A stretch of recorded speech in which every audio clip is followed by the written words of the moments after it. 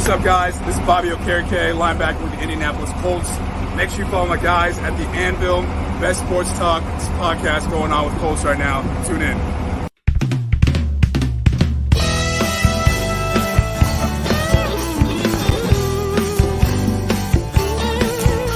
It seems like a Sunday, like anyone before. That's what you think. So you open up the door, you feel the buzz, you can hear the people singing battle cries. Lucas Oil Stadium's about to come alive.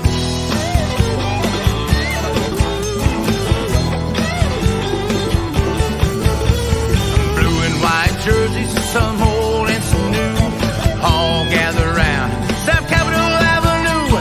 They come for the tailgate, some drive and some vibe. Colts fans show up with fire in their eyes, yelling, "Go Host, go Big Blue!"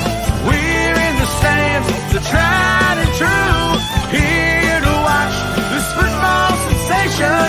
Come on, let's go, Colts Nation,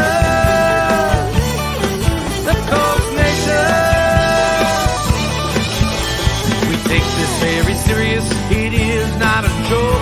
We're back, all the players, we're back in it, coach. We scream and we root, we raise up our fist to support this team from Indianapolis. Go Host, go Big Blue, we're in the stands cheering for you, here to watch this football sensation. Come on, let's go, Colts Nation, the Colts Nation, Colts Nation.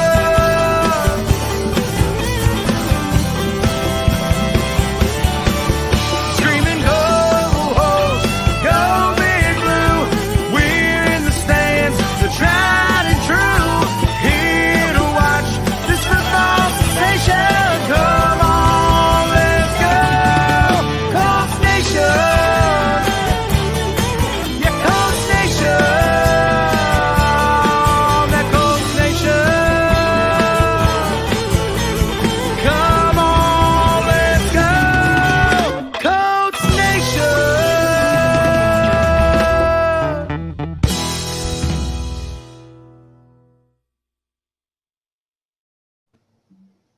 I'm going with something different this night. I'm gonna leave Carvey to his Carvey-isms.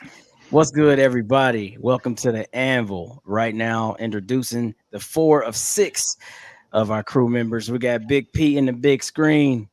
We got my boy TJ Frost at the bottom, Big Country in the middle, fresh with his new pod mic and his pod stand. And then you know your boy up top, Clyde the voice. Welcome to the Anvil Show. I'm glad to be here.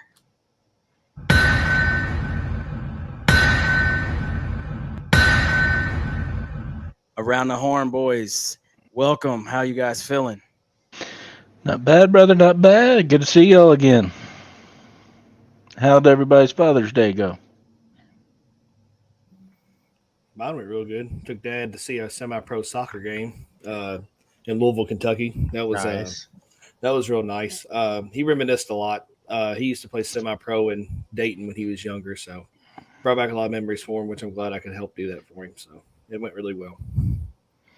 Very nice. Nice. Thomas? I didn't do hardly anything this weekend, man. I worked on Saturday. My weekend starts when everybody else's is ending, so I just hung out. Yeah, I only have one kid here. My son is in Indy with his grandparents. Of course, my daughter, she lives in Indy, and you know she's an adult now. It's crazy to say that. And then my youngest son, my middle son, hell, he walked out his room at noon and was like, "Oh yeah, I forgot to tell you Happy Father's Day."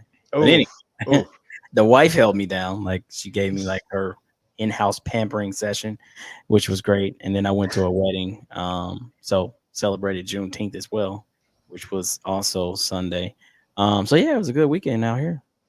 Wasn't too hot, actually. Crazy. Patrick, how was your Father's Day? Are you really playing the damn game? No, actually, I just invited Tracy Russell jump on the stream with us. Because you was about to get your ass Omaha if you was really.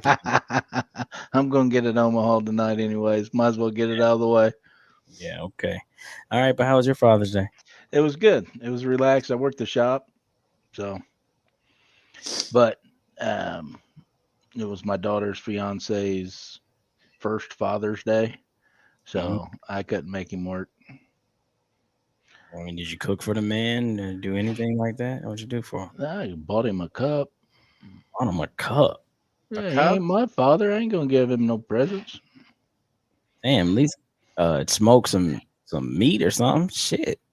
I didn't have time. I had to work. You're dark in your room anyway.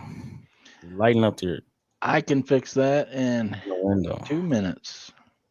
Less than 2 minutes. I am not about to deal with this tonight, with this guy. I even gave you a shout out last night on See on the Doctor for making my overlay. Did you really? You did. I watched it. Thank you, Thomas. That was good. I enjoyed it. I appreciate Bruh. it. Are you on some of that? Bruh. That's what you waiting on. Look, he ain't even controlling who talking and stuff. He's not doing his job. Here at the Anvil, when you don't do your job, you could be fired. At least I'm here, Mister 8 freaking vacations every week. Yeah, well, yeah, that Clyde, I love you to death, but man, you go on vacation and I'm like, Whoa. It's like every week, bro. Whoa, Like, come on. Is this what T Frost is doing? What is this guy doing right now? You siding with the enemy? No, I'm just saying, like that. Yeah. They got Try what, Tracy? I don't come up with the neat. They call you Seaman Frost and all this other shit. Hey, Right. yeah, you did spearhead some of that for a minute, so that's only fair. I feel like Whoa, you started it all. Bruh. That's some trauma that you should let go, man. But anyway, we just rambling here. Let's go on ahead and get into Mental health. Let's let it roll.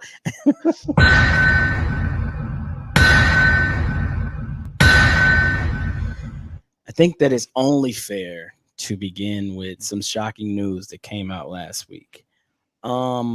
Here at Coast Nation, we learned that our star safety has been an absolute dog at the position since we drafted him 4 years ago, is stepping away to pursue his love for his God and ministry. And that is K Willis' retirement. That was news that, different than when Andrew retired, but just as shocking. Definitely did not see this coming. Kari did not have very many injuries. He was banged up a little bit last year, but nothing like that. But this was clearly, even in his statement that he released, thanking Colts Nation, he talked about, being grateful for his time here and definitely what his passion was in his near future and what he was going to pursue. And then, Unc got on last week as well and had a lot of, I guess, inward thoughts about the situation, talked about, his nephew and what that nephew's always stood for, kind of led us into his family. So, Unc, we appreciate that, man. But we just got to go back to it. Like the retirement news was completely shocking. And definitely, though we have pieces on this defense, definitely hurts this defense a bit. We have to think about depth and retooling and things like that. But boys, I'm not gonna sit here and say it all. I know you guys got things to say too. But how did you guys take the news when you heard Kari was stepping away? As someone who has stepped away from sports before, I used to be a football coach myself. I coached a women's team out in Columbus, Indiana, and I did it for 2 seasons. And one day I wanted to focus on other things, and I can't fault somebody for that. Like, this is a grown man. Like, my reason was for school, but like everyone has their own thing. Like, I really wanted to like better myself. I was working 2 jobs. I was every day of the week I was busy. I was doing practices Tuesday, Thursdays, and Saturdays were my only off day from work. So I was literally doing something every single day. I didn't really have time for much. I'm not saying that's what was going on with him, but like, I understand. So I'm not too upset about it, because as someone who has been there before, it's like sometimes the other things suddenly take higher priority. Like, it's like the newness wears off or whatever. That happens a lot with me. Like, I'll do something, I love it for like a year or 2, and then like it starts to feel like a job, and then I'm like, I don't want to do this anymore. So, I mean, I've been there. I relate to it. So I'm not too upset. It sucks that like we don't have. I mean, we have Nick Cross, but like he's not really someone who you can sub in as a linebacker. He's not as bulky as Kari is. He's a speeder. He's more of a speedy DB, not really someone that you're going to have up in the box like you could with Kari. That's going to be hard to replace, and we're definitely going to feel that this year. But I can't fault the man at all. Facts. Country, how you feel about this with your new mic? Well, the stands knew I had the mic for a few weeks now, so. Oh, okay. But anyway, I mean, you know, it was shocking. It was very shocking to say the least. And, but I mean, you know, I can't sit here and, you know, bash the man. You know, I wasn't going to bash him at all. You know, people make their own decisions, but I can't sit here and bash the man, you know, for going after his, you know, what God's touched on his heart and everything. So, you know, also as a follower in Christ, I also, you know, just really was happy for him that he chose that path, because being on the platform that he is, or that he was now, you know, to step away from that, you know, to say no to money, you know, that's a very, very humble thing to do that a lot of people cannot do. You know, it's helping out their families, it's helping out them. You know, they maybe come from a humble background, you know, so, you know, listen, you know, Unc the other day, you know, that really touched my heart too, letting us, like you said, Clyde, letting us into his family a little bit, you know, what was going on, the feelings in the family, you know, everybody's rejoicing around him.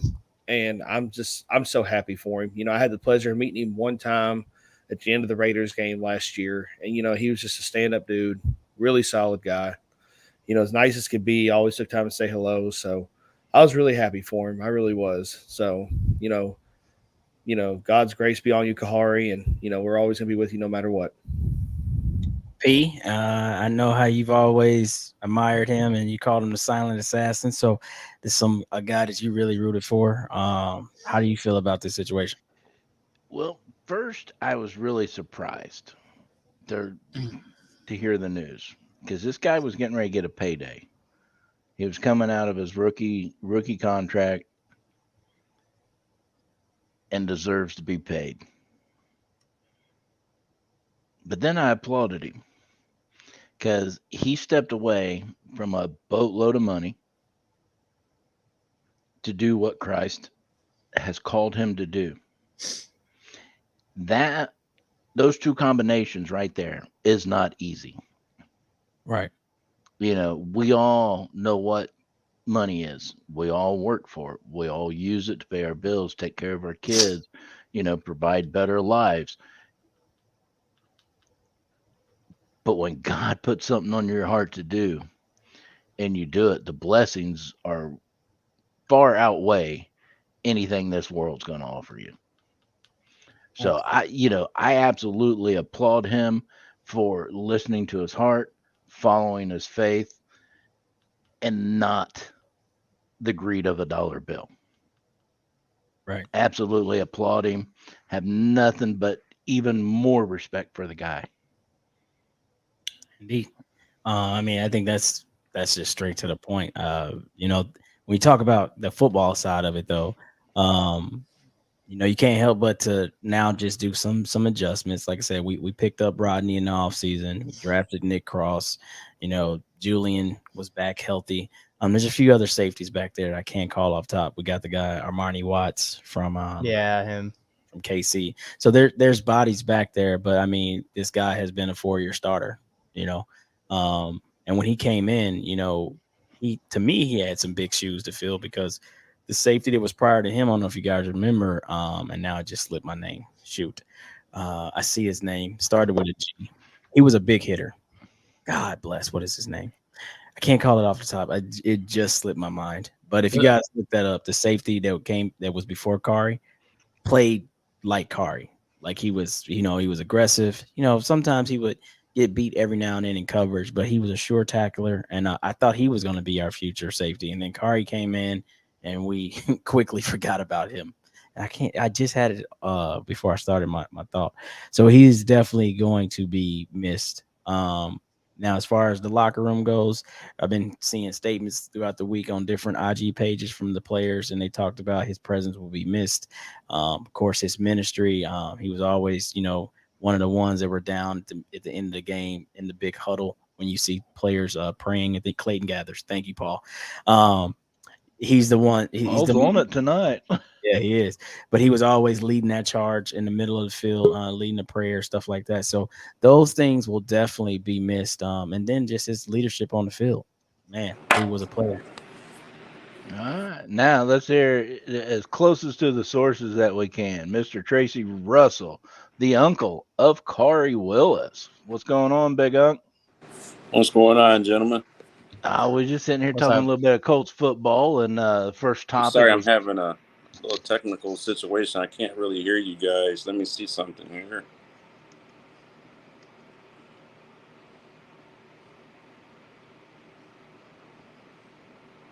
I can't really hear you guys.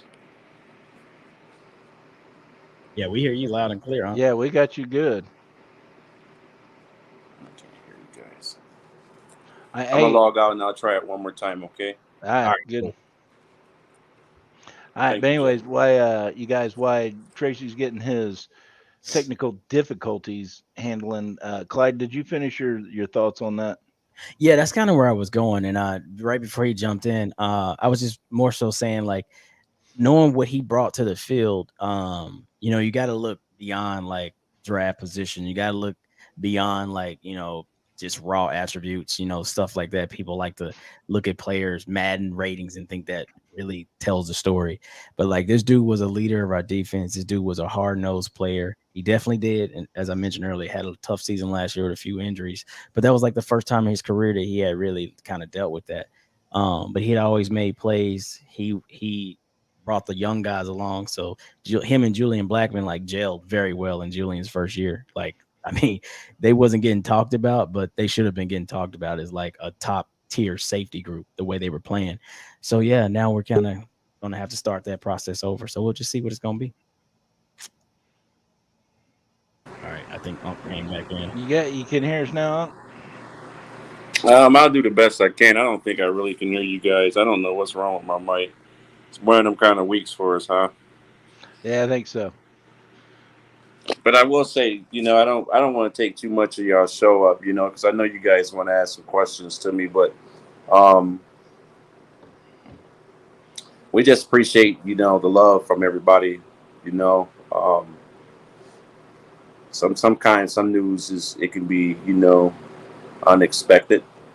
But if you guys have ever have talked to me in any of the lives or anything in reference to anything that ever come live about my nephew, I always talk about my nephew as a man after God's own heart. And, sometimes God will put you in positions or put people in positions to where, it's beyond football. It's beyond the person. Kari has been designed, from the beginning to do the will of God. I've always, as his uncle, I've always, looked at him and would go to my sister and would say things such as, he's different, or he's kind of odd, like, because there was some things that I didn't understand, and so when talking with my sister, she would always tell me, that Kari is a man that really, really is seeking salvation, true Bible, gospel salvation. And so what it is when Kari went to the NFL, sometime, you can have all the fame, you can have all the money, but the Bible does tell us all, and I don't ever like to try to come and preach, but, we're spiritual people, and the Bible tells us what is the profit of man if he gains the whole world and loses his soul? And so sometimes you have to be someone that's going to stand in the gap, that's going to be able to fill the gap, just like Kari went and filled the gap as the 8 man in the box. He filling the gap, as the 8 man in the box for Jesus Christ now, and just be grateful. For me, I'm grateful at the fact that I was able to see, I gained a lot of friends. Like, you guys are my friends. I just don't look at you guys as just ordinary people. You guys are great people. You guys are ordinary people to me. You're just as important as Kari was a piece to the Indianapolis Colts. You guys are just important with your piece, putting the show out here. I gained friendships from all of this. And Kari is going to do great things for the Lord because that's what he was designed for. If you really go back and you look at Kari's story at his life, even from a baby, he almost died. And from that point of seeing him and having to go through that traumatic situation of having your nephew life being saved by God and at the University of Michigan Hospital, and then you turn around and you go from watching him grow up and develop, to not just being a good athlete playing football, but he was a more better basketball player than he is football, truthfully. And he just chose football, and stuck with it and was consistent. But, he'll be truly missed on the field. But I think Kari set an example, not just for who you are as people, but how you walk. The example, what I'm really amazed at is the example of, being able to walk with a level head and still at the same time have millions of dollars in your face and show you that Jesus Christ is more important. If the NFL didn't take notice and if the world hasn't taken notice, be advised and stay tuned because God's work is not finished in Kari. And I'm just really, really proud to talk about him and to tell him his story was the right story.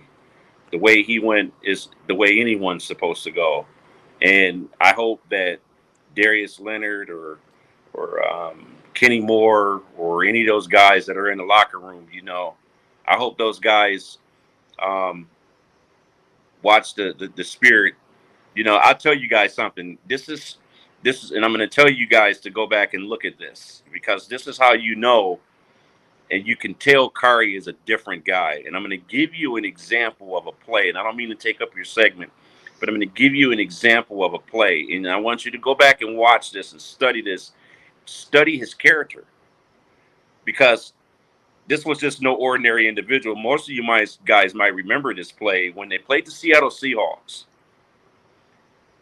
Tyler Lockett went on a crossing pass, and he leveled Tyler Lockett, and DK Metcalf didn't like that.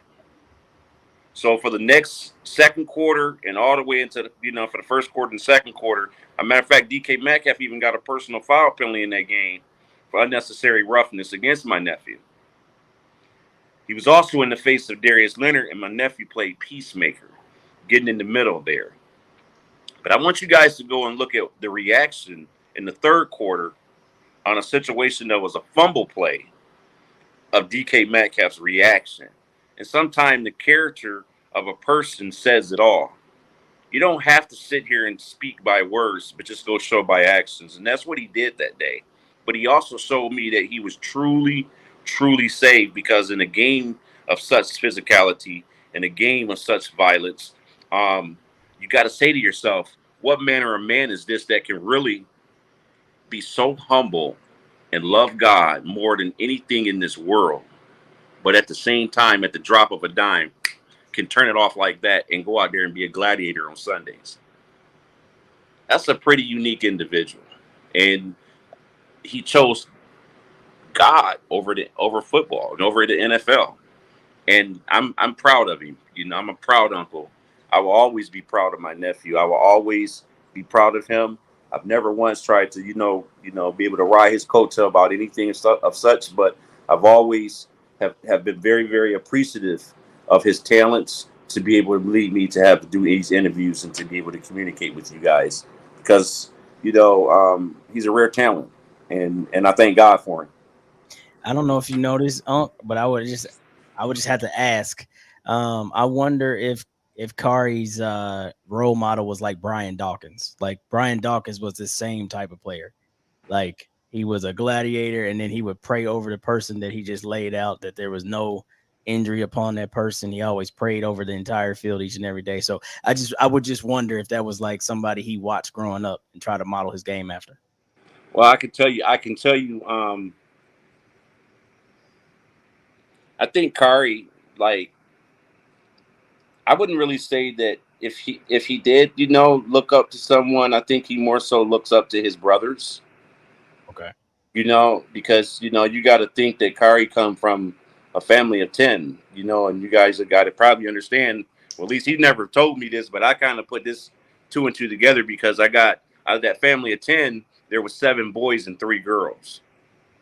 Wow. So that's how I believe that number 37 popped out, because he represented his siblings, but also well his 3 sisters too, you know.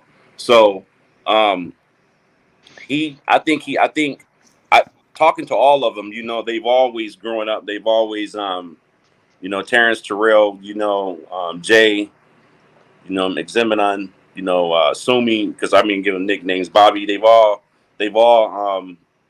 have had their own likings. You know, they've all have said the things of what they like. You know, but one thing about Kari has always been a Michigan State fan. Mm-hmm. Growing up, Michigan State. But I really didn't think that Kari was going to, you know, be the type of football player that he turned out. I'm just going to be honest with you guys, man, because, you know, but I talked to his dad one day, and his dad was like, you know, no, you know, Kari's going to be that guy, you know, and sure enough, man, you know, I mean, he came right out, you know, coming in the rookie camp, you know, bringing it, you know, and after I seen him put Zay Jones in concussion protocols in preseason his rookie year, you know, I knew he was ready for the league. Of course, anytime you worry about the physicality of the game and a person getting hurt. But to answer your question, you know, those guys, you know, they relied on probably no doubt the prayers of Kari. And no doubt, I'm sure they'll call and get prayers. You know, you got to think, if you go and you look at everything, is, you know, Kari was that guy after the game in the middle of the field praying with the team. Both sides. Yep. He's that guy in the locker room praying before they come out. Yep. You know, the power of prayer, you know, moves mountains, you know, and, you know, no doubt those guys they're definitely going to miss Kari on the back end side there. But listen, man, Nick Cross is a good safety. It's a great safety. And, you know, I'm not a biased person. He's a great safety that got much more quicker speed than Kari. So, you know, who knows why God moves in his directions of what God desired to do. But God made sure that Kari was situated and made sure the Indianapolis Colts is situated from how I see it, because Nick Cross is a good safety. And he's going to be a great safety, barring that he stays healthy. He's definitely someone that has to understand and learn the game. You know, and the best piece of advice that I can give Nick Cross, or give any receiver, any person that plays the game, is just, the NFL is a game that is designed for you to do your part. They can't ask you to go and roam the field and to go and be everybody's position. They ask you to just understand your position and your assignment. And if you can understand your assignment, you know, you'll play in the NFL. I tell people, K Willis didn't play in the NFL because he was the fastest guy. But K Willis played in the NFL because he was one of the smartest guys on the football field that understood his assignment and understood how to stay at home and understand this position that they called him to do. And that's the best piece of advice I can give any person. It's just know your purpose and know your assignment. You know, as much as he showed his assignment on the football field, he's going to do his assignment that he was called according to God's purpose. Hey, let me jump in real quick. Yeah. First of all, I need to correct you. When you say you found friends, brother, family. Hold on. You're right. Yeah. You know I'm going to jump in that ass for that one. Family, man. Like, that is, man, listen, this is one thing about the Indianapolis Colts, man, and Horseshoe Nation, the Anvil Show, Indianapolis Colts Zone, all of them, because you guys are on all the platforms. Mike Nichols asked me something when my nephew was drafted. After he found out my nephew he was like, yeah, you weren't a Colts fan before. Was you going to be a Colts fan if he's gone? Listen, I'm a Colts fan for life. Just because my nephew's gone, he's always a part of Indy. We are always family. But I'm a Colts fan for life.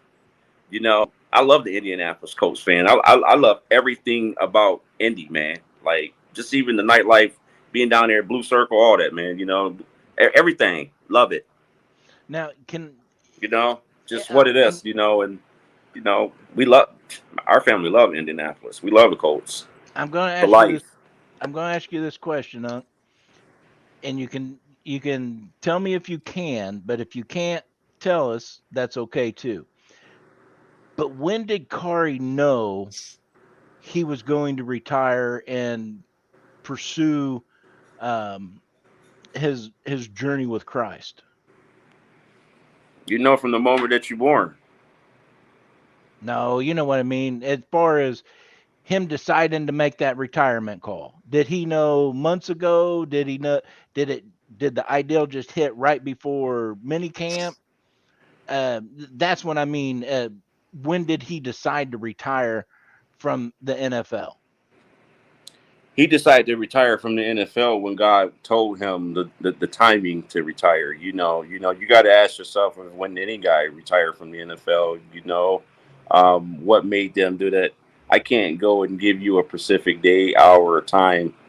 But what I do know is when I have all my friends and people on social media and friends and family calling me, and saying, go check the online. I think your nephew just retired, but I would tell you this much, is saying this, not to put this, because a lot of the things as far as what Kari is thinking, I can't tell you that. I'd be lying to you if I came to you and said, hey, oh yeah, he said this and this. No, but I will say this, um, did I know prior? Yeah. Sometimes you have to just sit back and just absorb things. I absorb some stuff. But I talk to my sister, I talk to my pastor, and sometimes because I had, as a person, and a spiritual person, you have to get clarity. And, my sister Mary is, one of my closest sisters, and so I got some clarity from her. And then I got some clarity from the pastor. But the main focus of what people need to focus on is, it's not about when he decided to do this or how. Listen, man, when God call you, you better be ready. And it doesn't matter how much money you got in the world or how much fame. One thing, I'm going to be honest with you, if you look at it, is the Bible tells you, you shouldn't have any things that you worship, that you idolize, and a lot of people do this, and but you got to understand, like, the situation, what happened with Shadrach, Meshach, and Abednego. In the Bible, they wouldn't bow to no idols. So sometime when God tells you to move, you move. And you don't let no idol or no image become bigger than God, because God is a jealous God.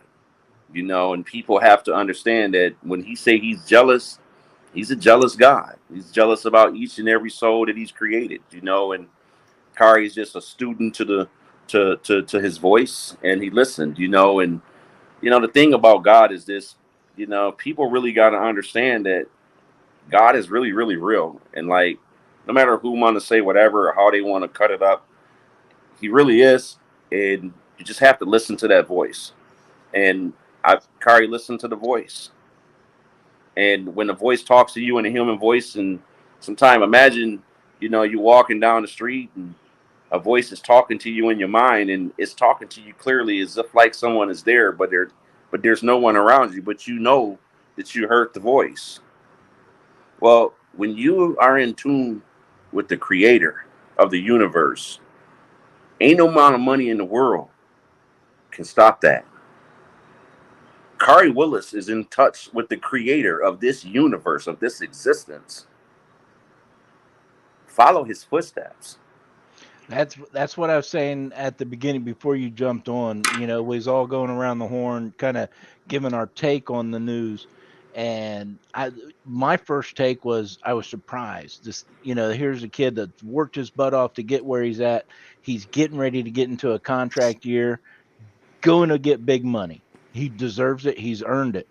But then come the calling for Christ, and he has the mindset to be able to step away from all that money and follow what Christ tells him to do.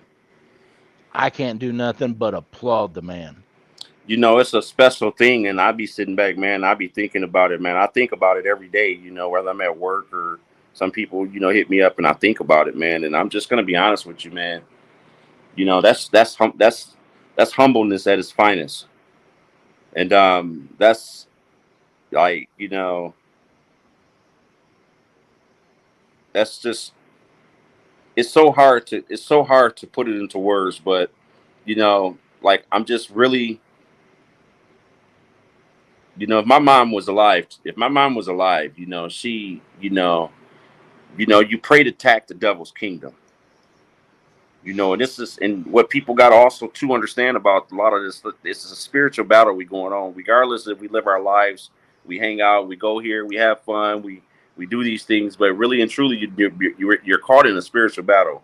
And Kari is just sensitive, you know, sensitive enough to have an understanding that I want to put on the whole armor of salvation. And sometime playing in the NFL, a lot of these guys, think about this. They come from nothing. They get a lot of money. Further justifies how phenomenal Kari is. You're right, Teflon. You know, they get a lot of money and then they become somebody that they're not. And it's all too well, you get to the NFL and individuals get this money and then they want more. Like, I just be real with you. I love Kenny Moore. I think Kenny Moore is an awesome corner. But let's just get real. No matter how much money you get, you got enough to last you for lifetimes and for generations. Don't be greedy. That's for every player in the NFL. If you came from not having pennies on the dollar to being able to walk this realm with a blue check mark to verify who you are, be grateful. Because there's a lot of people that are blue collar people that have to go to work and work hard and can't have a voice, you know. And I'm grateful that he took his voice and his platform and is utilizing it for this. But be grateful. You know, a lot of them guys, I feel to myself, this is just me. Y'all know I'm always going to speak me because you can't worry about what everybody else is. You got to speak what's on your mind, you know. And what's on my mind is I think a lot of NFL players, they're ungrateful. And I hope that they take something from this and saying like, man, this guy walked away and gave away $2.5 million. That shows you there is no amount of money that's more important than God. Period, man. It doesn't matter. Even if I tell you that, you know, I love my kids, but they're not more important to God than me. They're not more important to me than God. And that's the truth. I love my children. Unconditional love. But they're not more important to me than God. And that's the truth. And my children will tell you that.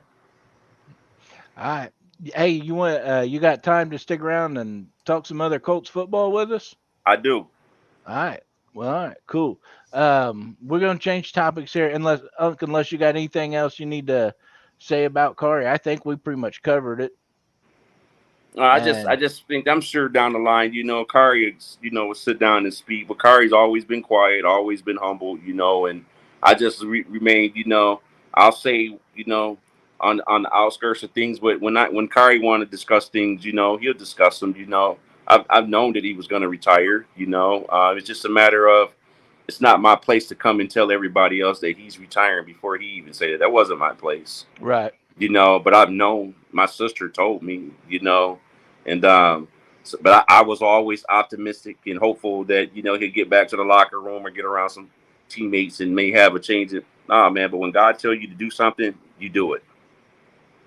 It's just what it is, you know. Absolutely. Love you too, nephew. You know, we do it, you know, and like this operation of what Kari is going to do, and I want everybody to really know this, and then I'll stop this about Kari. Is this operation that Kari went to go do is a true, the true Church of God. You know, it's the Church of God, and she has no sisters or no brothers. And the reason why I want to say this is because it's really clear, it's really permanent that you guys understand it. He just didn't walk away from the NFL and all this money because he just thought that what he was going to do wasn't important. He walked away for the simple fact is because what he's going to go do is very, very important to mankind and for mankind. Absolutely. It's about soul searching, soul saving, generational work. This is what this is. We can laugh in a moment for 5 or 10 years of a person name, but what about, let's talk about Kari 50 years from now, because he will be talked about. Absolutely. Because not too many people will ever do what he want to do what he did. And then on top of this is he went to go, the Church of God is a non-denominational church. She don't have any sisters or brothers. She's one of her kind. And what I mean by that is that it's not this type of church that you could just come to and just like you're going to see all this wild, crazy, jumping, touching people, falling back. No, none of that. This is real salvation. And only the way to really talk to God, the real creator of this universe, you have to have real salvation. And sometimes, you know what, God will put you on the altar and make you sacrifice. Yeah, absolutely. Sacrifice. You love me? Show me you love me. Why you think Jesus told Peter, lovest thou me more than thee, Peter? Why you think Jesus told him that? Told him for a reason. Show me.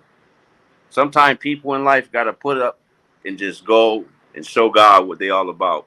And Kari's going to be great. You know, his father owns everything. God owns the fingernails, your eyes, your eyelashes, your hairs. Kari's going to be great. He's doing God's work. Absolutely no doubt about it.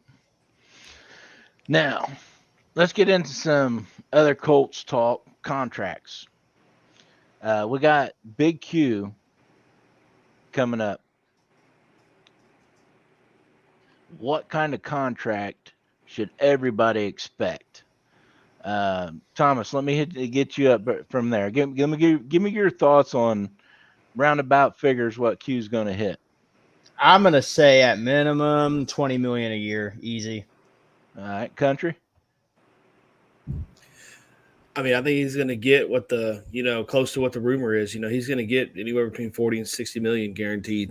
He's going to be the highest paid guard ever to play the game of football. He's the best there is. You know, he's out there doing that, doing tackle type work at the guard level. And it's amazing just to watch him go and how he, has performed his game and, is changing how the line is in the Indianapolis locker room. So, he's a leader. He deserves it. I mean, he's going to deserve every cent that he's going to make. Glad you with us on where we're at. We're at the Big Q contract. Oh, yeah. Q, I don't know. It's going to be record setting, but I honestly think that once they sit down and talk to Q, he might not go for the absolute maximum. Like, I don't think that's what his foundation is. So if it's going to hurt the team, he's still going to get paid. But I don't know what that figure looks like, but he's not going to cripple the team to stay on to get his check. I don't believe that. So that's kind of where I'm at. I'm not saying he's going to take 17 million. It's going to be 20 plus, but I've seen 25 million or more. Yeah, I'm thinking the 21, 22 mark. I would even push it up to 24, but that's to me very toppest of the top. That's insane. Is it the highest paid right now, like 16.5 or something like that? I don't even know what it is. We don't have Chase to tell us, but let me look it up. Yeah, I can look it up. What's your thoughts on that, Unc? I think he's gonna get paid. Like, to be honest with you, you gotta pay. You gotta pay Big Q, man.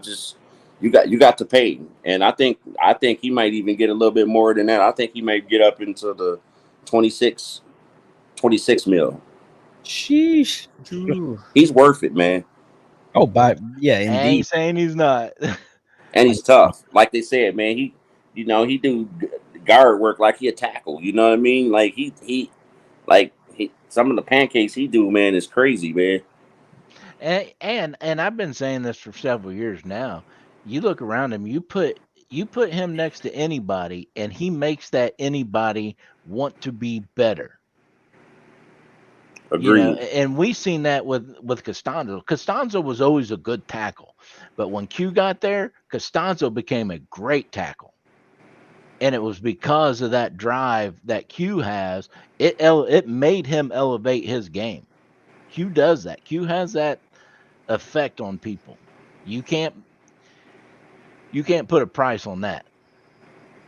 So yeah, you're going to pay him big money, but you're also going to make everybody else better that's around him that you're not paying big money to. Value added for sure. Without a doubt. Yeah, it's that quiet value that's not on a stat, that's not on a spreadsheet. It's just something you can see. Yeah, I mean, I don't know.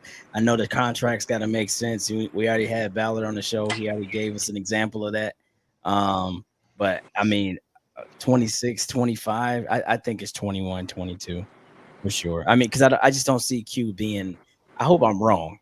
The same thing with Kenny. I hope I'm wrong, but I just don't see them being like, I want every cent that I think I could give me every cent, and I don't care about the state of the team. I just don't see that in this situation. Nah. I can almost see JT go into that front office and be like, "Hey, you're going to pay this man because I need to run behind him." Okay. Facts. Because I mean, that's what we got to think about. Like everybody that's going to stay on this team, in my opinion, going forward, they'll never make it to contractual year. It's going to be some type of an extension. I feel like JT is coming to get one, probably exiting this season, right? Then we're going to look at very possible. Michael Pittman Jr. It's going to be his turn. Naheem already got his. We're going to be thinking about keeping these guys because, like Chris said, and he said it very clearly, like most of the guys that you really want, they never see free agency. And if they do, it's because that team has already said, you know what, this player no longer works for us, and we're okay letting them walk. So we have a lot of players that I feel like we're going to have to keep in-house. Just my thoughts. And that's what Ballard said he wanted to do from day one. We're going to build our talent, and then we're going to pay them. Right. So everything you described is exactly what Ballard has been saying from day one. True that. So we'll see, man. It'll be interesting. That's all I can say. It is. It's definitely going to be a topic point on this show when it happens. If you guys think that they're going to let Big Q get out of Indy, you guys got another thing coming. Just like Big Country said up there, he said, "Listen, they thinking about what JT talking about. JT need that guy for JT to really had a season that he had and success he had. Big Q and them boys up front was a part of that. Like you guys, that's another thing that another topic for another discussion that I noticed about when these people talk about these backs that get all these yards and do all this, but they never really talk about the offensive line that really put the work in for that guy to get there. Nobody really talked about, even though we had a mediocre season and Jonathan Taylor went off, nobody really talked about how bad our offensive line was and hurt they really were last year. You understand where I'm coming from? Nobody. And for him to do what he did and they weren't healthy at full strength. Yeah, nobody talks. They better do something they ain't gonna pay. Nobody talks about the big guys up front. Nobody talks about the trenches. Not on the big name networks. Now us guys here, because most of us played in the trenches. We'll talk about it. We know the importance of it. Your coaches, the coaching staff, your GM, they know the importance of it. But it's just not that big, sexy quarterback style play that everybody wants to talk about.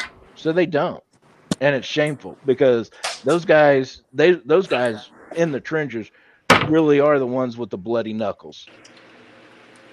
Not to mention too, we're going to need a future quarterback in Indy eventually. That offensive line is going to shine for whoever wants to come here. Yeah. That's going to be a point, that the front office is going to go to these future quarterbacks and going to be like, look, you got a great offensive line that's going to protect you, and they're going to guarantee they're going to protect you. So you got that promise ahead of time. So it's good to keep a collaborative line together, a veteran line together that is going to work together to protect the quarterback, to get that running back, that star running back, the room to run. There's a lot of factors going into this. So, and like Big P said, Q's there to make not only himself better, but he's there to make everybody better. And that's going to take, that's going to bring a lot of talent, especially at quarterback, eventually after Matt Ryan leaves. to Indy. I think the brass guys, the brass has to understand what's going on right now, and our like, think about this. Like, Chris Ballard has been there, what, 5 years, going on 6. Yep. And I don't know if you guys really put this in perspective, but he's seen 3 players retire that are not retirement age. Yeah. Right. So we had Kari just recently, but even early this year we had the guard. What was the guard that retired? Golinsky? Costanzo. No. Well, Costanzo was at the end of his career. Remember the guy we drafted? I mean, Out of I know you're talking about. Was it Braden Smith? Did he? No.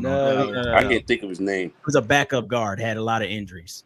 Remember him? Was But it he Reed? retired. No, we'll think about it. I know you're talking about though. I seen Yeah. they had a thing that came up on him when he retired. I seen it. Yeah, and then Andrew Luck, of course, a couple years back. So what I'm saying is the heart of our team now is entering year 5. Darius Leonard, Big Q, Naheem now, these guys. So it's time to win, is what I'm telling you. Like, so as they're building this squad, I feel like all the filler seasons are over with. Like, oh, we went one step further. No, it's time to win. It's time to make a playoff run. It's time to put the team on the field that Chris Ballard envisioned when he took the job, and it's right now. So that's going to go to ensuring that we secure Big Q, right? Ensuring that we secure these other pieces, because you're talking a few years in the road country about a new quarterback, but now you're talking about Q maybe at year 8. If we get 3 years out of, Matt Ryan, Darius at year 8, and we know Darius said he considered retirement after last year. Think about this. I don't know what it is, but this is something that, is very serious. Like, these players are not guaranteed to be here for, you name it, years. So you have to be effective in the way you draft. You have to be effective in the way that you build a team, and you got to be trying to win now. We not the New York Jets, right? So it's time to put the proof in the pudding, and I think that's what Chris Ballard is seeing. Just because these men are choosing different facets in their lives, and you can't knock them for that. And I know that he doesn't, but I'm just saying, like, nothing's guaranteed. It used to be like, oh, well, I got this guy locked up for the next 7, 8, 10 years. Maybe you don't. Because Andrew Luck was supposed to play for 15, 16 years, right? And he played for 7. Yeah. So those are the things I'm thinking about right now. Those are the things I'm hoping the brass are thinking about. And they got to put their best foot forward to make sure they get this right. So you're right. Big Q he's not going to even taste free agency. Like, unfortunately, you don't get to see what that feels like. I know a lot of people talk about, oh, this is the greatest time in my career. Well, if you really like a player and he's really good, you don't let him see that, unfortunately. So I don't even foresee that at all. But I think that's how we need to be thinking about all the players that we have as our core, if you want to look at it like that. So my thoughts on that guard you were thinking of was Hugh Thornton. No, not Hugh Thornton either. No, Rob, not Hugh Thornton. The only one I see is Rob Windsor, but he's a defensive tackle. Okay, tackle, yeah. Him, but he retired this year, right? Yeah, and all that. Yeah, in April. Yeah. So that's what I'm saying. Like, three guys, with the exception of Andrew Luck, because he didn't draft him, but he drafted Windsor, he drafted Kari, and he had Andrew Luck. He had, hell, even Darius Leonard say he had such a tough year, mental health and everything. He considered it. Like, this is stuff that these players are now, they're making their money, or they're getting to the position in life that they want to be, and they're walking away from the game. Can't do nothing but commend them, because a lot of the old guys that we looked up to, they were known for doing this and that. Bro, they can't spell their name. You know what I mean? Yeah. Like, they've taken so much damage over the years. They're not the person that they should be at 65 years old, 70 years old. So I think a lot of these younger kids are seeing that. And they're like, I'm going to play the game for the time that I'm in it, and then I'm going to get out and do my life somewhere else. And one person that I remember doing that was Patrick Willis. Remember Patrick Willis walked away?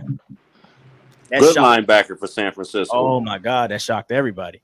Nobody expected that. I think that's the big difference now, Clyde, is that these young guys are really seeing the effects of this long-term, hard-hitting game.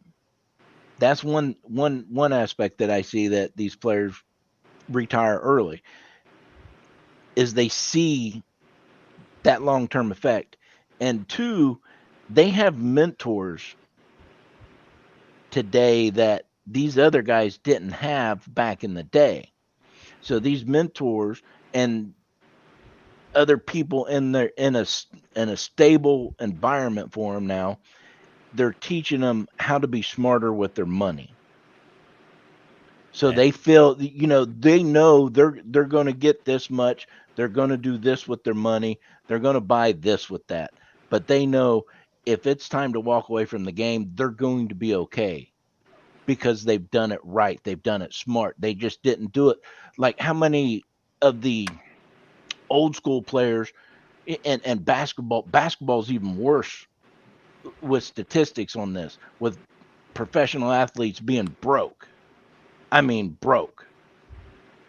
These guys are a lot smarter now, and to me, it's the mentors and the people that are around these guys today. They actually care more about the person than they do the W. That's a good point. So they're actually teaching these guys, hey, this is going to be you if you do not do this with your money.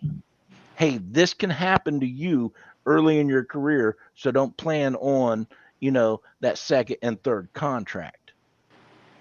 They're making these steps, they're making these plans going into it, and the Hall of Fame is not talked about it with a lot of these guys. And to me, that's fine, because that should not be your goal. Using this platform in this snapshot of time that you've got in life, get out of it what you can to continue on your journey outside of the football field. Yeah. And they're actually being taught this today. Yeah, because the market is so huge now. Like, it's built to like replenish players, right? Like, yeah. You come in, you be great, and then in 3-4 years, like your replacement is being drafted. You know what I'm saying? Yeah. It is just like boom, boom. And now you're looking at how do I monetize myself? How do I market myself? Oh, I should align myself with this team that's ready to win. I got the experience they're looking for. Boom. Give me a couple good years, maybe get me a ring out of it, and I'm off into the sunset. Yep. But that's the way. You go back to the 90s, you was hoping for that one linebacker to play 13, 14 seasons. And they were hoping to play that long too, because that was their paycheck. That was all they knew. Now these kids nowadays, it's not all they know. Right. Look at all these Stanford kids coming out with engineering degrees. Yeah. There's been a couple of football players go back and get their MD, and now they're doctors. Yeah. Because they know this is just a snapshot in their life, and it's not a very big one. Not to mention too, is now these college kids are getting paid, which is more money they can invest in themselves. So therefore, when if they do make it to the pro level, they don't have to play as long now. They can say that they played at a pro level. They may or may not won a Super Bowl. They did a Super Bowl run. They still made a legacy for themselves, all the while still making money. Yeah. Think about it like this: the NFL becomes a part of your resume. Like, that's wild. It's not a resume; it's a part of it. You know what I mean? They're like, yeah, I did this for 7 years of my life, and then here I am, still relatively young. Make me 30, 31, and I got a whole other future ahead of me with the NFL as my, you could call it my core, my backbone. But I got all these networks, all these things I put together that I can always go back and fish for in the NFL if I need a sponsor for this. I need somebody to, whatever. It's amazing, man. And I'm glad that these young boys are getting that opportunity, because the old dogs that did it the old school way, they retired. They were broke. They were injured. We seen what was going on with the concussion protocol, the whole movie that came out about it, and how players were just losing their lives and stuff like that. So the NFL has done a lot. It's still a lot of work to do, but they've done a lot to try to, remedy that. And these players have just marketed themselves, video games, sponsors with sports drinks, you name it.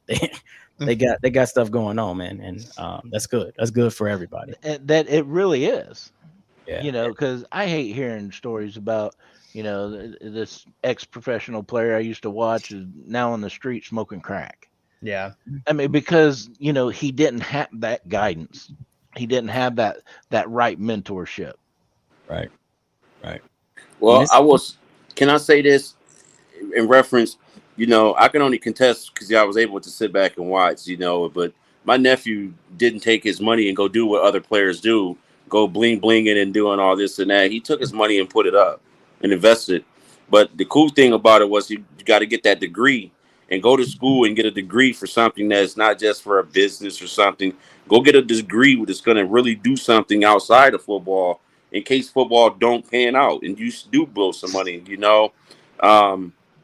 He got a degree in interdisciplinary studies. So that means that, you know, you can go off into government, you can get into ministry, you can go off into several directions with that, you know. So, you know, and he was he's still a millionaire, and he never spent his money. He never even when he didn't do the things that, you know, the other kids would do, like, you know, go there and buy this necklace and this jewelry and this large car and all that. Nah, that's just wasn't Kari, man. So, you know, when you take the time to really invest your money and take the time to really to be constructive with your money and be conservative with your money, you know, you can do good things outside the NFL after the football is over with.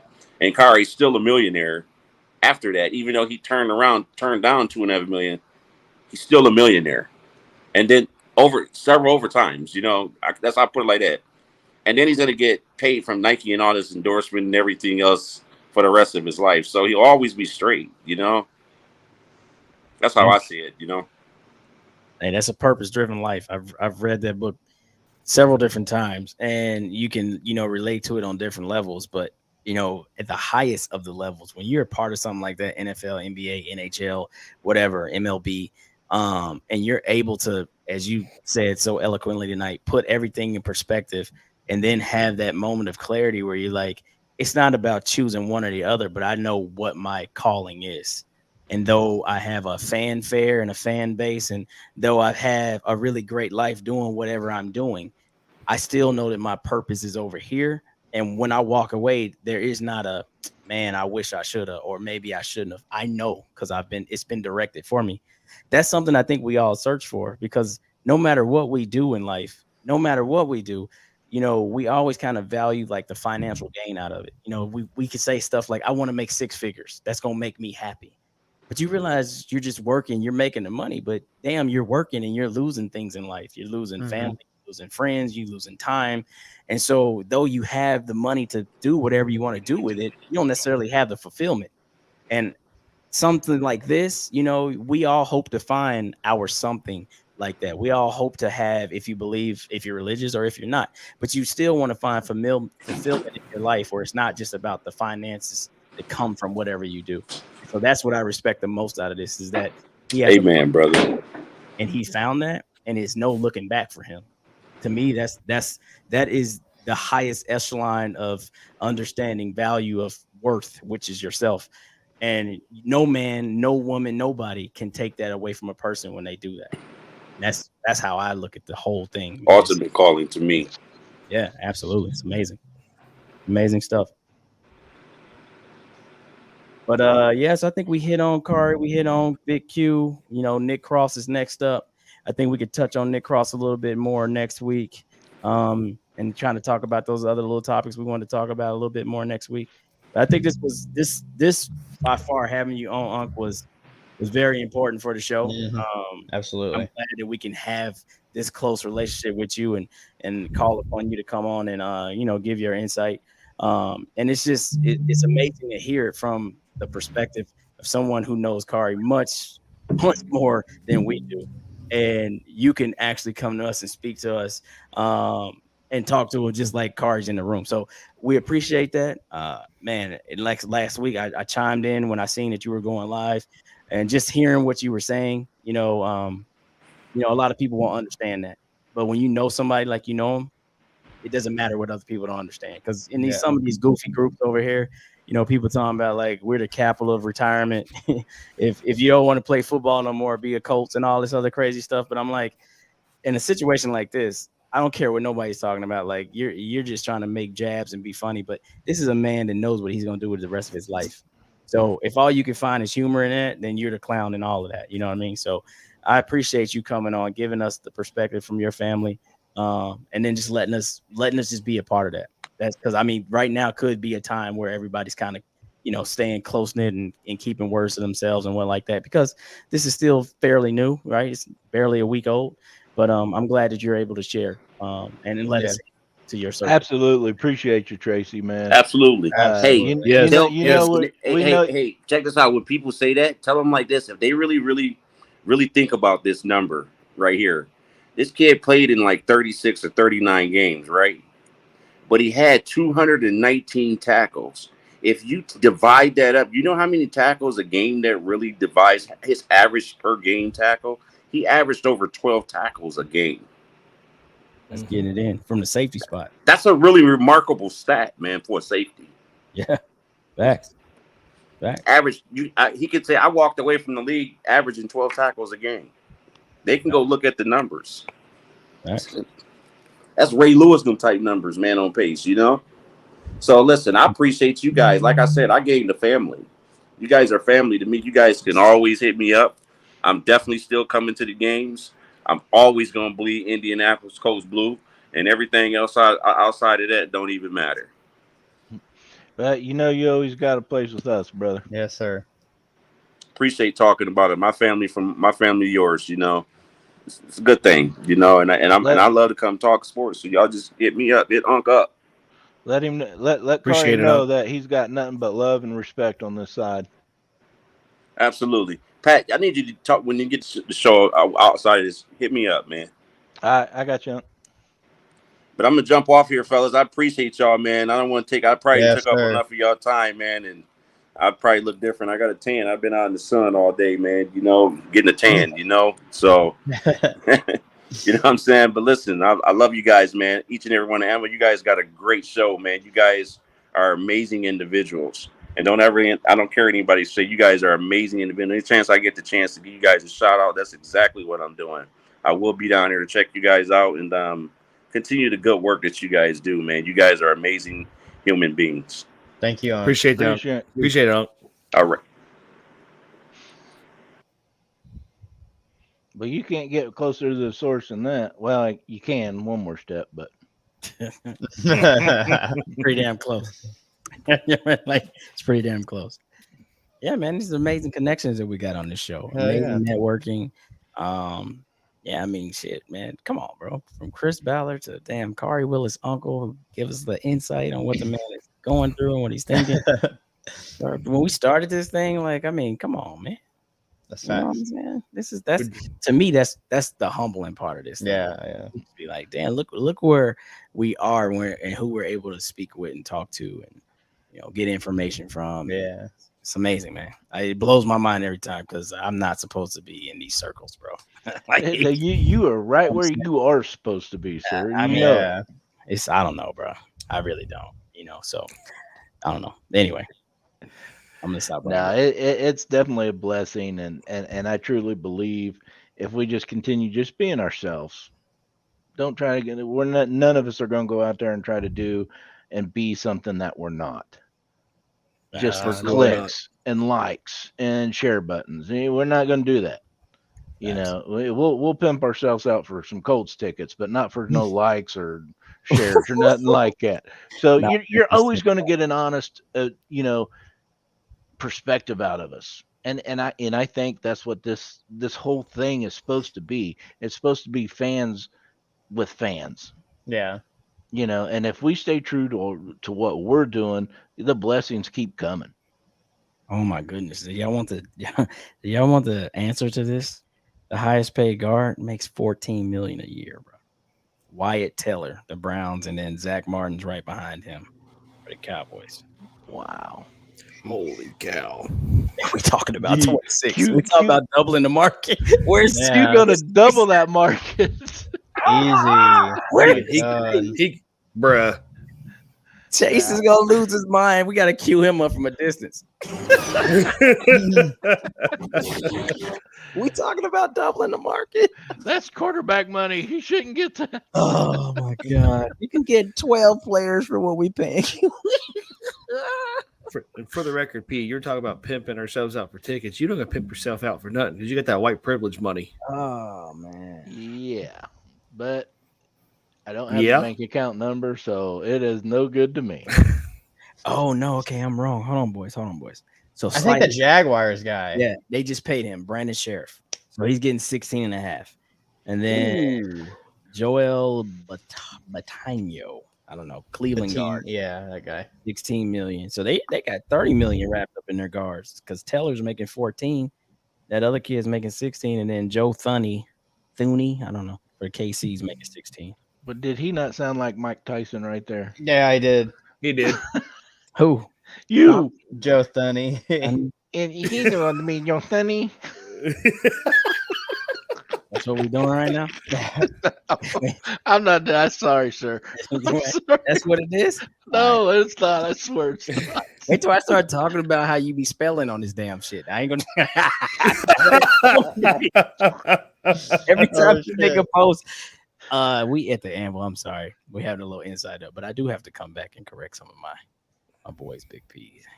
Never mind. I did edit this post a little bit ago. I did. I come. And That then was funny. you just get on there and just type shit and then hit fucking send. Wait a minute, man. Spell check. Come on, I'm man. busy, dude. I I'll got be- it shit to said- do. Get it done. Get it gone. Another said- funny story. Another funny story is in our group chat that we had with each other. He was talking about selling something, and he spelled sale SAIL, like you're selling a boat instead of SEL. Oh, you fucking grammar Nazi bastards. Leave me alone. We love you, man. But I'm just saying, you gonna fucking get on me about sounding like Mike Tyson. Well, hold on, damn it. Hey, but it was fun. It was funny though, dude. It really was. Talk about that Daffy Duck spelling you doing. Oh, damn. Oh shit, bro. I love it here. See, For real- this is all my white privilege gets me. It's hell from you guys. That's it. No. That's all I get for it. No. Okay, real quick though. I think we can, just because it's rumors, right? So we can talk about Scary Terry real quick because I've been digging. Only thing I know about the Scary Terry thing is the fact that earlier in the offseason, we were apparently interested, right? And Washington said, no way, we're not even thinking about. And then he came out a week ago, Liking stuff. yeah, and said that, okay, I want a new deal from you guys because I'm seeing everybody else getting paid, I guess. So that's all I really know about that. Is there more to this? Like, what did he like? There's more to it because I didn't know this until like a week ago. He grew up here, and then he posted a picture with him and Marvin Harrison, I think it was. Oh, okay. Yeah. Well, I did know he was from Indy for sure. I didn't know that. I did not. Yeah. So that was news to me, but yeah. I guess he was hanging out with Marvin Harrison at some point. I'm not trying to get too crazy, get ahead of myself. But him and Paris Campbell, though I'm not an Ohio State guy, they were dangerous when they were together. It was absolutely disgusting. He was Ohio State, wasn't he? Yeah. Yeah. They were together, bro. And they came out in the same draft. And initially I was like, damn, we missed because why did we not take him? You know what I mean? But what we were looking for, I guess, at that time was more of a slot guy, right? I don't know. Maybe that was a thought process. But Terry always lined up on the outside, and he was, an outside guy. So looking back, we've clearly seen who's had the more, who's contributed more. Of course, Terry in this point. But I haven't given up on Paris Campbell. I haven't. Good, because I haven't either. Yeah, I still like the guy. No. Great can't- character, and when he is on that field, man, he's tough. But wouldn't that limit though? Let's say, for instance, that was to happen. What would that do to Alec Pierce? Like immediately, right? You get him some help, I guess. I don't know. I mean, I feel like there's a lot of pressure on him right now in his first year. But I mean, you're not signing Scary Terry for a year. Like you're gonna lock him up for years. Absolutely. So I'm saying, are you saying that now Alec Pierce is your third guy going forward? Because Michael Pittman's gonna be one. In this case, he'd probably be two, just off the production that Terry has already done. Oh yeah, I mean, yeah. But it's never a bad thing. Sometimes I feel like you can create too much. You can create too much competition. I know we love competition, but you got to have positions that are solidified, right? So, in my opinion, we try to get him prior to drafting a number one guy. That would have just been my thoughts. I could be wrong here, but I mean, we got a lot in that room. You bring Terry in, who loses? I think there's room. I mean, are you guys like I'm not saying our receiving core is bad by any mean, but like, are you comfortable? Like, say you make the playoffs, are you comfortable with that as your wide receiver core going into the playoffs? Yeah. Well, Absolutely. Pierce has to prove himself. As y'all know, that was not my dude, but our dude was gone. Yeah. They came up and got our guy. Well, I'm gonna say my guy, Christian Watson. They came up and got him. So then, of course, Pierce became our guy. So I think he can play. Right. I'm not gonna overlook him. Right. He knows that he can play. If he comes out and has a Michael Pittman Jr. type start as a rookie, 800 something yards. Yeah. That's great. Yeah, I think. But we don't know yet. That's my thing. I mean, I don't think it would hurt. I mean, you don't know. I mean, what if he's horrible? What if he's the worst second round pick of all time? You never know. I'm not saying that's gonna happen. Like, but I mean, seen it happen. Do y'all want my honest opinion on Pierce? Yeah. I think he's more athletic than Michael Pittman. Well, yeah. I mean, just look at the RAS score. Yeah, that's easy. But I think so. Here's where I don't have a knock on the kid, but here's where I think that we're gonna really have to see, because the knock on him was like his route running, right? Like he can make plays. He definitely has speed for his size, but he didn't have the most crisp breaks. And we already have a guy like that. Like Michael Pittman is already like that. Michael Pittman rounds off a lot of routes. Michael Pittman is not the most crisp guy. If we have a crisp route runner, it's Paris Campbell, and he hasn't been on the field. You know what I'm saying? So we're looking at most complete route runners we got. Who is that? We've still yet to see Naheem really go to work at the slot receiver spot, though. That's what I'm saying. Like, we don't have the Jamar Chase. We don't have the what's his name? Jefferson. We don't have the guys. Devontae Adams, of course, crazy route running ability. So where our core struggles, or sorry, where our core lacks is there. That's where we lack. We don't have crisp. Yeah. We got size. We got bully ball. I think all those guys can bully you, but we don't have like TY. Even TY in his heyday wasn't that. That's my thoughts there. So we got to figure that part out. I don't know. I'm just rambling. Scary Terry would change all that, because Scary Terry is. I mean, all right, well, let me ask you a question. With our current roster, what would you give up to get him? I don't even know how to play them games. I'll let y'all take that one. Country, what do you think? You don't want to know what I think. Well, yeah, that's why I asked the question. Man, I don't want to do it, but, you want the mind of a GM, a business side, the way things are going right now. 2023 second round pick, Kenny Moore. Ooh. Thomas? I am going to say. God, I'm going to say. I want to puke now. You know what I would do? Nyheim Hines in a fourth. It's considerably less than what Country's offering. Terry's good, but he only had 5 touchdowns last year. That's not a lot. But he also plays for Washington. Wait, what was his numbers last year? 1053 yards and 5 touchdowns.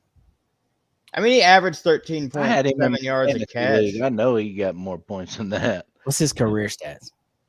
Career stats, 3,090 and 16 touchdowns.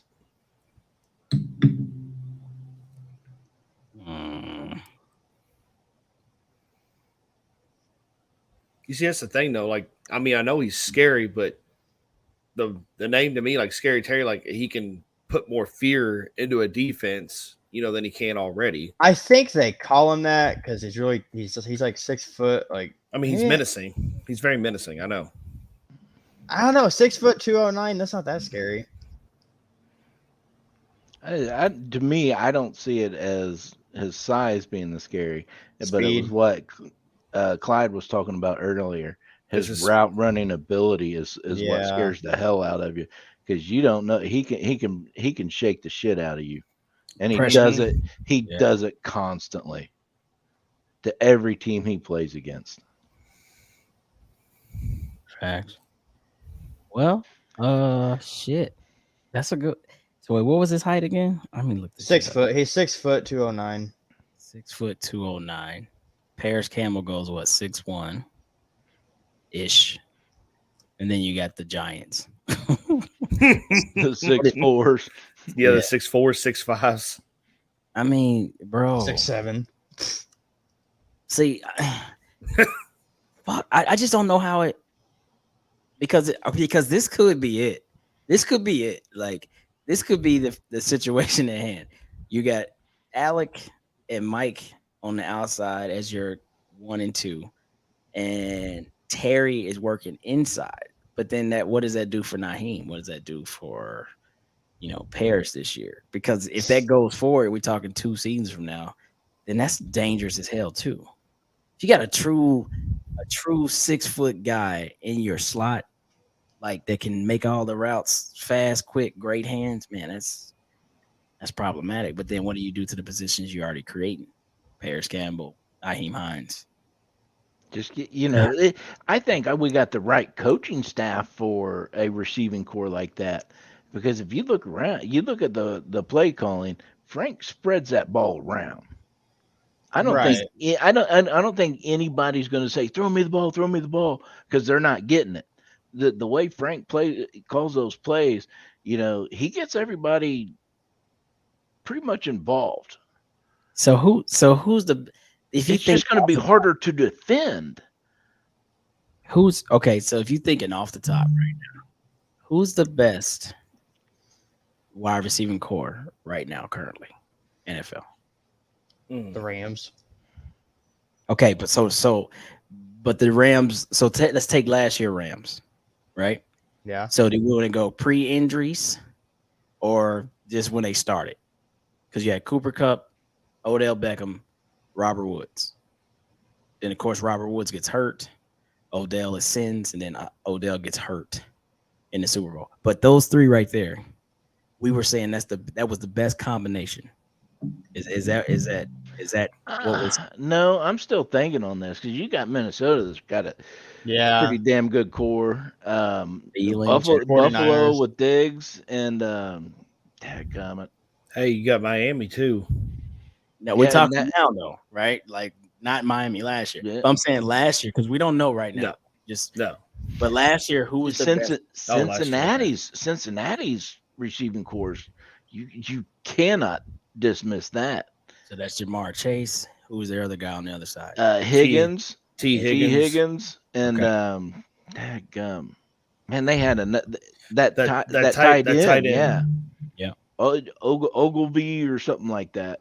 I was gonna say Usmanzada, not Usmanzada, but Usama. Yeah, Usama. Yeah. But no, so all I'm trying to do is saying, like, look at how they were designed. Either they were relatively the same height, or one was slightly bigger than the other. So it's like when you think about how play design and whatever, I mean, that's going to be something that's, like you said, Frank's really good with that. But I feel like you have to have some Tyler Boyd. There you go, Tyler Boyd. So I feel like you got to have some type of consistency across, your core. We can't just keep making all these players interchangeable. We knew we struggled last year, but I'm saying, like, you have to say, okay, this is my 1, this is my 2, and then this is my slot. Now, yeah, you got to give these guys spells and whatever, but we got to be able to trot the same guys out here so they get those reps, and those reps actually count to, the moments in the games. So that's what I'm trying to say. Like, what does that look like for us right now? I know we got a lot Swiss Army pieces, but if we had a Scary Terry and an Alec Pierce and a Michael Pittman Jr., that's a hell of a core. That's a ridiculous core. That's beyond scary, even though we haven't seen Alec Pierce catch one football to count it yet. But I don't know. I feel like somebody's got to be hurt in that point, meaning like Paris Campbell ain't going to get a fair shot. It could be the Marlon Mack situation all over. Right? Like Marlon came back and then we didn't get to use him. You know what I'm saying? And that's neither here or there. I think Chris Ballard still believes in him. I just feel like as a fan base, sometimes we can force our hands. I don't think we need to make that move yet. I say go with what we got. We've already talked about. Yeah, the whole Terry thing was all hypothetical to, see what somebody would, on this panel would actually give up to get him to, boost the core that we've got now. It's just kind of one of those fun questions. Yeah. But it was all hypothetical. I don't think anybody on this panel thinks it's going to happen. No. Not now. No. But it is fun to play some hypothetical bullshit. According to a couple Bet of it sources, is. I've looked up a couple of sources on the best receiving core from last year, and a couple of them, just random too, have Cincinnati as the best receiving core for last year. Is that you? You keep punching your stand. Is that you? That's No. gotta be. What are you talking about? Somebody's like banging their stand, bro. Here come the Air Force ears. Mhm. Patrick, you're breathing like you fucking in the 11th round with fucking Tyson Fury. Am I really? Yeah, you got the mic in your mouth. He's like, I'm sorry. Yeah, yo, butterbean looking motherfucker. I did have a anybody that listens to our live pod, I promise you, I am a Nazi because I'm trying to give y'all quality. And I know that one time I had the phone ringing and shit. Okay, well, whatever. Leave me alone. It's one fucking time. But for the most part, it's like if we were in a studio, man, damn. It would be so we have a sound engineer to have us all clean cut and shit like this, but we got people kicking shit and Patrick chewing his Fortnite microphone up.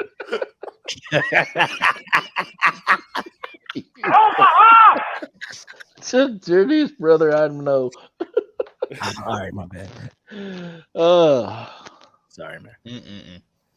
Just forgive us. One day we'll be in the studio and maybe I'll be the only one that's like, patched in for the most part. But matter of fact, our rich Uncle Pat down there once had his own studio. Remember that? Sure would be nice to have that again. Yeah, you ain't talking about me, are you? I mean, you got to fly in every week off vacation to come do No, it? I'll just be the one that's patched in. Oh. You fucking wahoos can be in there. Yeah, how much money that gonna take? I don't know what it's gonna cost. Yeah, man. It'd be Don't you expensive. ask uncles how much stuff costs. They just buy it and I just be in awe. All right. I was able to do that. Cost to get you go to the final thoughts. This guy, Let's get into final thoughts, Jim. Thomas, I've had too many gummies to talk to you tonight, Clyde. Son of a gun. God. You did, bro. You only had one. There must be some good gummies. Yeah, what the hell? Not bad. What? Yeah, you Not even bad speaking at all. English now. Hit that bra button. Bruh. Thomas, what you got for your final thoughts tonight, brother? I always give a shout out to Unc. It's like the 4th or 5th time I've been on with him, and I hope he sticks around because he was doing our roundtables for like around the holidays, and it was really nice having him on. So I hope he continues to pop in every now and then. Other than that, I think I'm 90 days, no alcohol at all. So that's going great. That's going great. Hey, there it is. Other than that, nothing. Just be good to each other. Don't be out here being jerks. I've been seeing a lot of a-holes on social media lately, but I guess that's always. Yeah, you heard what Thomas said. Don't be an a-hole. Yeah. Maybe that's closer to home. What he's talking about. Oh no! Oh God! I hope nobody told. Oh, damn! All right, so appreciate that, Thomas. Let's go over here to Giggles.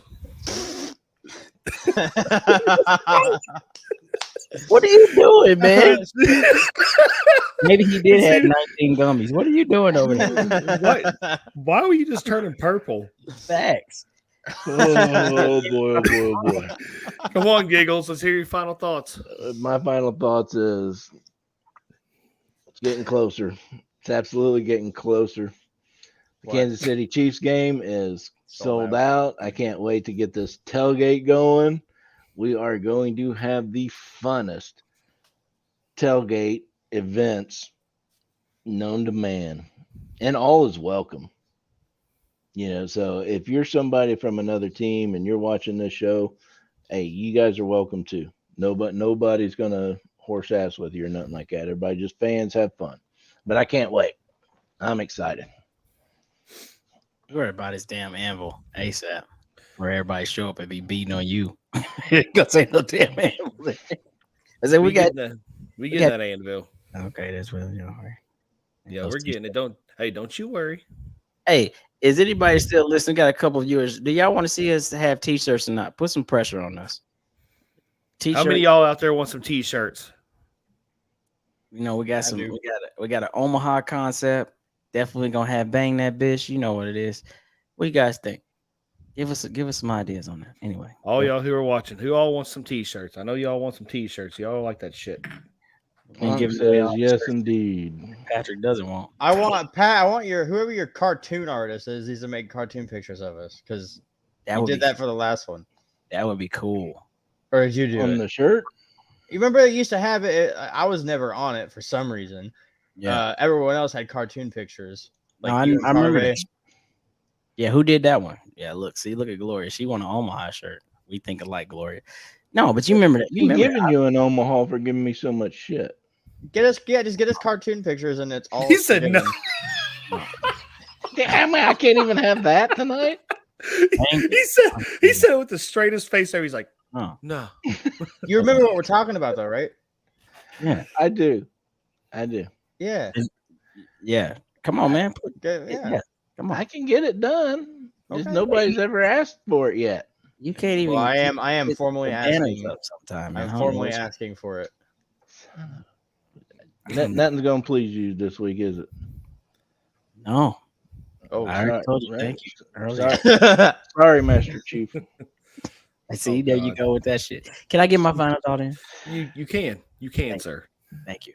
Piggyback on T Frost. Appreciate you, man. You've been expressing this since the news broke, so I appreciate you being in Colts Nation and giving us the insider view. Moving on after that, like we've been talking about, we're really trying to be something very organic. We're not trying to be like any other show. We're not trying to be like any other tailgates. So please come out, see for yourself, and then let this be a part of your Colts experience every time that you're out for a game. We're really trying to do something special here. And it's really because we're fans, and it's the vision of fans like us that we're trying to bring to you guys every Sunday or Monday or Thursday or Saturday, depends on what night we're playing. But it's going to be a hell of a season. I'm ready for the ride. Let me jump back in on both of ours there. On that tailgate, if you got a tent, park with us. Throw that tent up next to us. It's not just our area. Make it our area. Make it everybody's area. Yeah. We're calling our tailgate the Forge. And why we call it that is, the Anvil, is associated with the Forge and all that, but we're wanting to forge relationships with everybody. We want to forge friendships and family. We want to forge all that to come together as one fan base, one big blue family. So, like P said, just come on. Yeah, absolutely. If you're a mega tailgate or two, bring it. Bring all your shit with it, and we'll combine everything. But if you're not, and you need a tailgate spot, you're welcome. But if you've got the tents and the cornhole and everything else too, bring it all. Facts. Tell a friend. Follow, like, subscribe us on everything. It's going to be huge. It's going to be big. You want to be a part of it. Mm-hmm. Trust me when I tell you. Absolutely. My final thoughts are, gentlemen, is, I appreciate this. I look forward to this every week, when, the heat or anything isn't beat my ass, last week. Last week, Big Country, kind of got winded out in the heat, so I had to get some sleep. So, but anyway, I appreciate this. I appreciate all of our followers and, everything on every platform that we have. Thank y'all so much. We love hearing from y'all. We love listening and hearing your comments, and, we have fun with it. I'm so glad we can, intermingle with y'all this way. It's just a good time, even for us, amongst ourselves. It's a good time. We may give each other so much shit, but we enjoy the hell out of it. So we're glad you all enjoy the hell out of it. So if that's it, boys, if y'all don't have anything else, we'll go ahead and wrap her up. Do it. No, that's it. All right, man. Just remember, everybody, no impaired driving. Stay blessed. Stay pretty. Don't be like Pat. And remember, Go Colts. Go Colts.